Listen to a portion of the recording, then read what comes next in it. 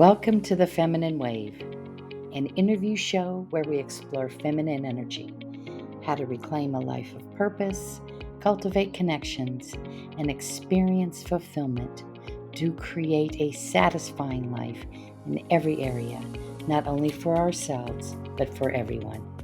Hello, I'm Tara Becker, your host, and along with my friends and guest experts, we will guide you on a journey to unlock your potent femininity. In community, the feminine flourishes. For this reason, we are committed to providing a support space for women seeking to recapture their essence, regain their spark, and live the life of their dreams. Today's episode will be focusing on conscious living, real livelihood. So let's talk about self-care and well-being, women's health, our environment, and our family. Today's guest is Kim Mills. She's an experienced occupational therapist with over 33 years in the field and a certified health and wellness coach. Her specialty lies in pelvic health with a particular focus on helping women improve bowel and bladder control. Kim is passionate about supporting women in midlife and beyond, guiding them toward greater wellness, confidence, and vitality. Through her integrative approach, she empowers women to reconnect with their bodies and embrace lasting transformation in their pelvic health and overall well-being.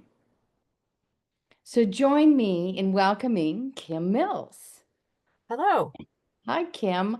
Well, I just want to thank you for being with us today.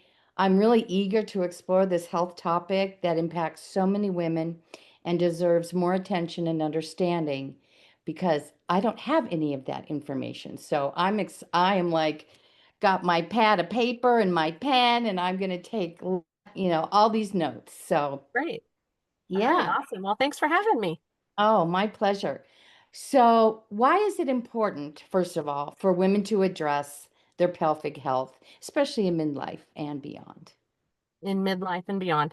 Well, so midlife is a stage when we see hormonal changes, obviously, our pregnancy history and maybe some complicated pregnancy or childbirth history might kind of show up more in our pelvic health and our pelvic floor.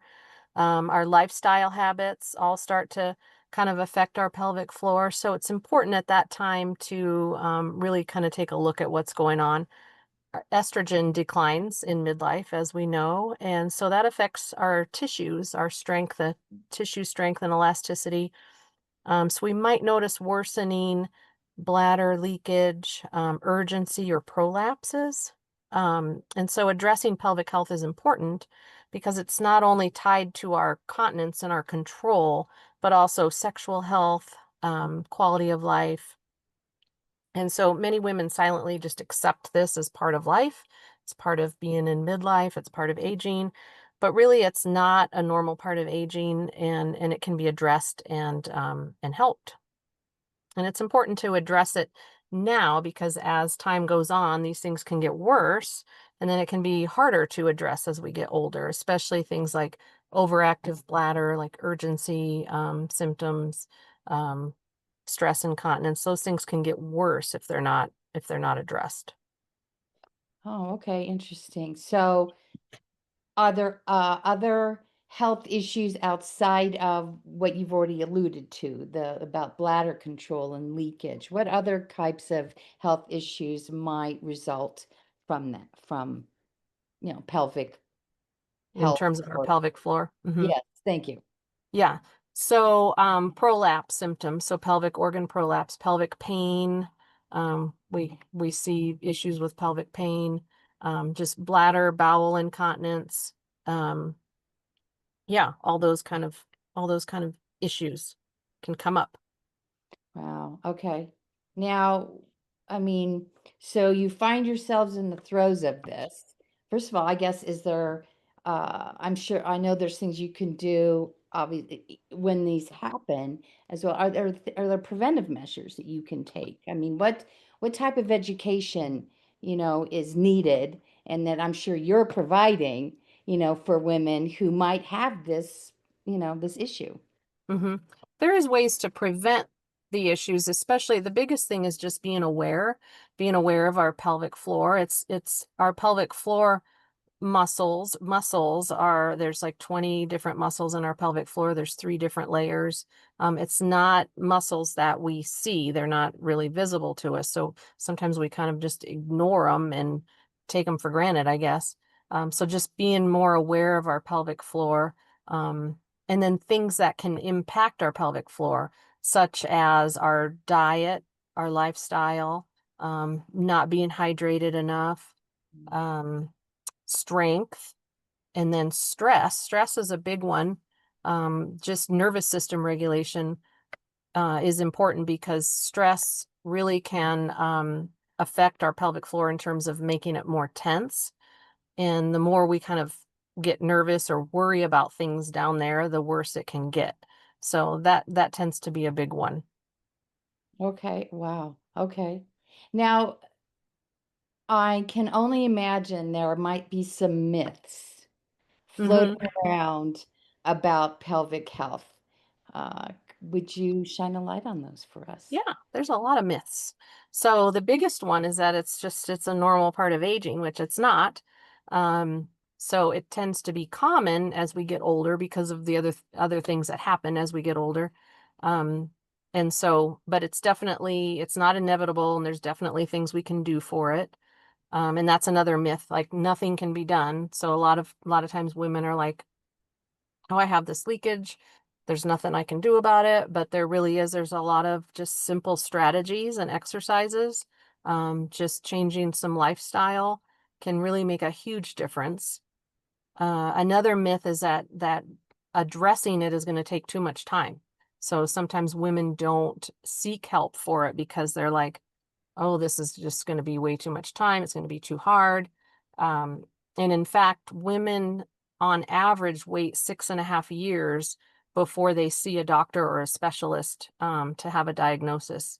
So they're just not addressing it quickly.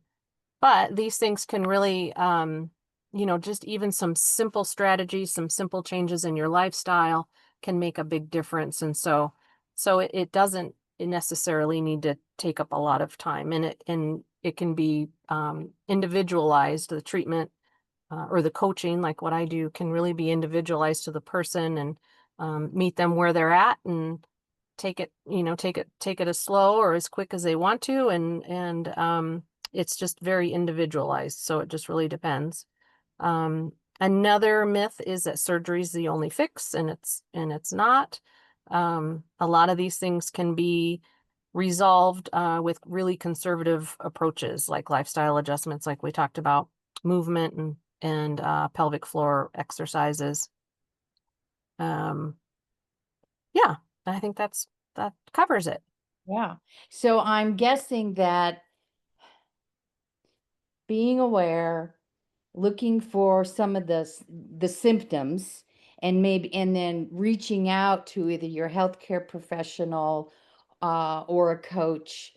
When it's starting, you're going to almost maybe counteract. That might not be the exact word, but you can help prevent Mm-hmm. some Right. of the extreme consequences. Right. Get a handle on it early. Mm-hmm. Right. But even And with that being said, even folk, ladies or men or women, actually, I've worked with several that have had issues or symptoms for many, many years, like 20, 30 years, and we've still been able to make a difference. So, oh, that's so even if it's not caught early, it's not that it's not treatable. oh, beautiful. Now, how is a wellness coach focusing on pelvic health different from a pelvic floor therapist? And then tell you're the wellness coach, Mm-hmm. right? Okay, Mm-hmm. I wanted And to. I am an occupational therapist, and I have specialized in pelvic health as an OT. And Mhm. so I found that as an OT, I was doing a lot of education and working on these strategies and sustainable habits. And so then felt like I could really uh, reach more people through coaching because it can be done remotely. So pelvic floor therapy is obviously going to be in the clinic, and they do a lot of times we'll do an internal assessment. They'll focus on exercises and that kind of thing. And I'm not discounting pelvic floor therapy. There's definitely going to be a need for that at times, and I would certainly refer to them when it's necessary. But I feel like I can make a big difference as a coach just with teaching those lifestyle changes, sustainable habits, and supporting women to make those changes and really individualize the things that they need to work on as far as exercises or relaxation, getting control over their nervous system, that kind of thing. Let me go back to what I thought I heard you say, that are you able to coach virtually? Did I hear that Hmm. correctly? Yes. Oh, beautiful. Oh, Hmm. awesome. And Right. So not limited by geography or right. Yeah, it can be a phone call actually. oh, nice. Hmm. Beautiful. That's good to know because, well, and now anymore we have this way of communicating, and obviously we did have the telephone previously, but Hmm. Right. but that's great that you're not defined by your location, and that's I I I want to make sure everybody hears that Hmm. because anybody in your who has access then can Right. reach out to you, which is fabulous, and we'll give people again the way to contact you after we finish our little chat here. That'd be great. Yeah. Yeah. I do also want to touch on you're offering a 6 week, you call it a signature 6 week personalized coaching program. Hmm. Right? And could just let us know a little bit what that might look like without Hmm. giving away you know, Hmm. everything. Yeah. So it's individualized coaching. So typically once a week for up to an hour of coaching. I'll provide support in between those times as well. Like I said before, it's really tailored to the person in terms of what they need. And it's focused on bladder control. I do also work in terms of bowel control, pelvic pain, and also just lifestyle wellness habits in general, which go along with pelvic health. So, yeah, 6 weeks, 6 weeks of coaching. Okay. And I'm only imagining that uh you're giving them tools and information and Hmm. all kinds of Hmm. are you also Support. giving them exercises then Hmm. to do and Right. oh, okay, great. All Yeah, right. depending on what their needs are. Right. That's kind of a key thing is it's not just about going out and doing Kegel exercises because sometimes women are having too much tension, too much tightness in their pelvic floor. We don't want to just give them Kegel exercises. We want to work on some what we call down training, relaxation, lengthening that muscle. And then again, that goes back to nervous system regulation as well. Wow, beautiful. Um, Now, in an extreme case where somebody's been told the only relief they're going to get is surgery, might Hmm. there be hope for them to not have surgery? Might it? Yeah, I would say to try some other strategies and treatments first Okay, before doing surgery. And that's my opinion, but I think it's worth trying. right. And I'm just so might that be a hysterectomy or is would that be one of the extreme surgeries, I guess, that people might be having or um, Right. Like a like bladder lift, oh, okay. Yeah, yeah. Okay. And those kind of surgeries. okay. All right, beautiful. Well, I just want to it's a really short talk today, and I know there's just so much more, and I know just so everybody knows, I've worked with you as my wellness coach, and I just learned so much, and it was something I Awesome. always looked forward to, Oh, I get to meet with Kim, and it's love Great. that. Thank you. I And appreciate that. of course, Yeah, it's and been I do great just working with want, you. yeah, I do want to just show your information here again, just and then to let people know that uh, the best way to get a hold of you, Mm-hmm.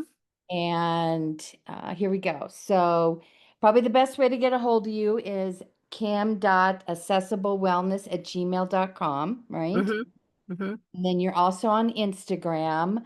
So, Mm-hmm. And uh, you can actually access a free bladder guide and bladder tracker through my bio on oh, Instagram. great. Mhm. Okay. Okay. That's great. And And and sign up for a free call as well. okay, and that's all on Instagram. Mm-hmm. Okay, Yeah. great. Well, I just want to thank you for giving generously of your time today to provide us with this information. It's like because I had no clue. No women in my family ever talked about this. Mm-hmm. Right. And Yeah. so, and maybe that's kind of a stigma thing. That's part of the problem, right? That it Ah, doesn't get talked about enough. right. And Right. well, Yeah. now we know. Now we're starting the conversation. Right. Yep. Call me up. I'll talk to you about it. Great.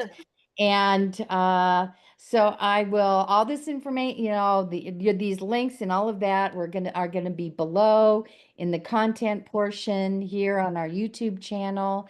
And I just want to thank Kim again for being here with us today. And people comment. You want to know more? Comment, please. Let us know. And so again, thank you so very much, Kim. I really, Yeah. really appreciate Thank you, it. Tara. Of course. Okay. Take care. Be sure to join us next time, where we continue to cultivate feminine power, explore potential, and provide information and tools to elevate your life. In the meantime, visit our website at thefemininewave.org or follow us on our YouTube channel at The Feminine Wave to watch other episodes, share what resonated from today's episode, and suggest future topics. Your feedback is imperative in helping reach more women seeking to reclaim their essence. Until then, catch the swell of the feminine wave and continue creating the life you deserve. This is Tara Becker signing off. Take care, and we'll see you on the airwaves.